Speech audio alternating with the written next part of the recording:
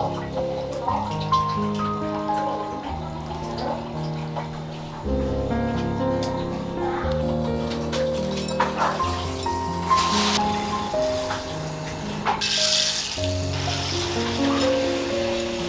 đi chơi.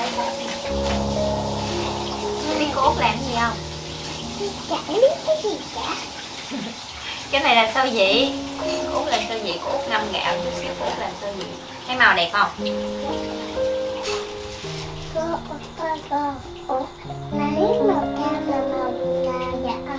Cái này nè, cô Út lấy cái trái cà rốt ra xong rồi nó có màu cam á. Còn màu xanh là màu này nè. Không biết cái này cái gì không? Cái này là lá dứa thơm lắm, nó có màu xanh đẹp gì nè nha. Chút xíu cô Út xào sơ vị là nó lên xanh lè luôn. Còn này bữa trước cô Út làm, bữa chiều cô Út làm rồi nè, sao biết không? Cái này là màu gì?